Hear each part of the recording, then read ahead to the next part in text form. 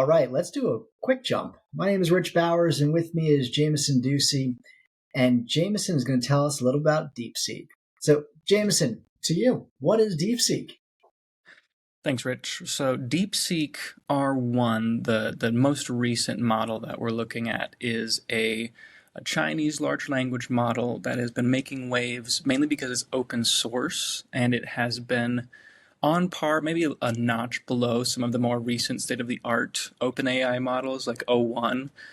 In most cases, with reasoning and math and coding, it's about a notch below O1, I would say. With writing, it's actually a lot more open and expressive than what I have seen at the very least from O1. But the main thing here is that it is open source.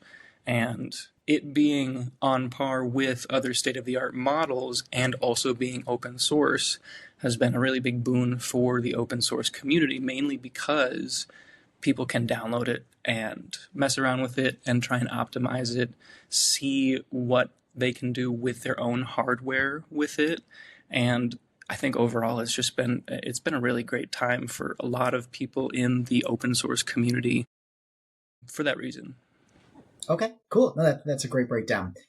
When I hear about open source for these models, I also think of Llama. Llama is also open source. I feel like it wasn't so disruptive almost. And there's probably more to it. Why is everybody going crazy? Why was there a huge stock market drop? And, it's coming back a little bit here, but DeepSeek is on the mind in every conversation of every large tech company's war room discussions at this point. Why is that?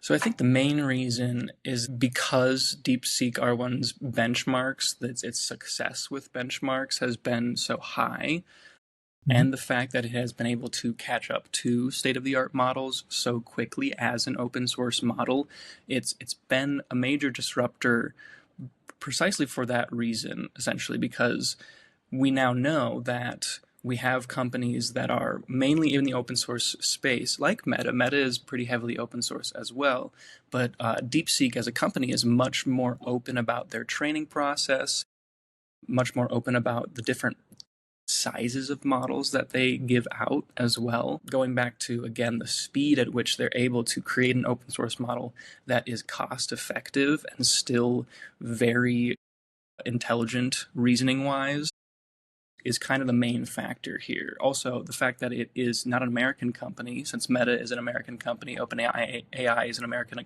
company, it's kind of sending a message that this is something that can be done with not necessarily state-of-the-art equipment, but can still make a state-of-the-art model that is open source.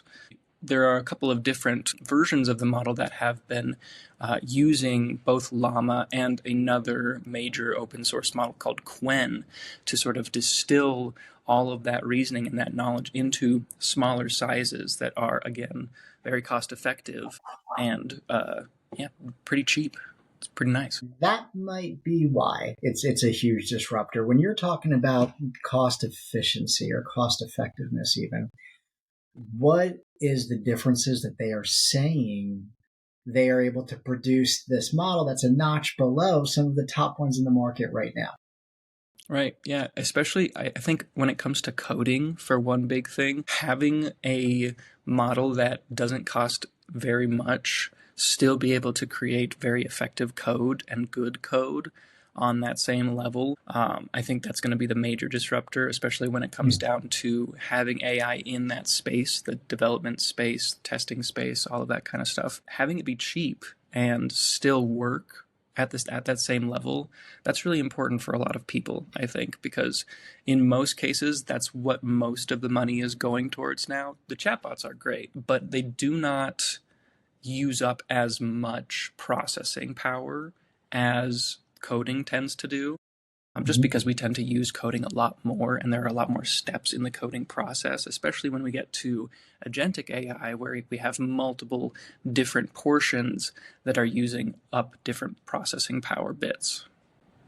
Makes sense. And when you're saying cheap, by the way, they gave us the number of $6 million that it cost to create this model, train this model. That is a massive discrepancy from the hundreds of millions of dollars that we're seeing with OpenAI and Google. Wrapping this up here, this is a quick discussion. How could that be possible? So I think it comes down to, with the most recent model, DeepSeek R1, their training process has been pretty interesting, to say the least. They had a previous model called V3 that was still kind of keeping up with state-of-the-art models. But the difference between DeepSeek V3 and the DeepSeek R1 models is that DeepSeek R1 implements reinforcement learning, pretty much pure reinforcement learning. And because of that, the training process itself, they weren't building from the ground up, basically. They were initializing the model from the V3 architecture and essentially just training it with reinforcement learning to get to that same level as O1. And so that's why it's so much cheaper, just because they're not doing as much, but they're still using all of the different refined techniques that we've been learning from the open source community and in some part from the private community with OpenAI. Okay, so that number potentially, when it first came out, a bit of a over-exaggeration or overreaction by the market, because that 6 million number is really just for the newest model. Still impressive, but they were building off of existing costs that they already sunk into the previous model. That's the difference there, right? Right. You could say that, yeah. In a lot of ways, that's something that OpenAI tends to do as well.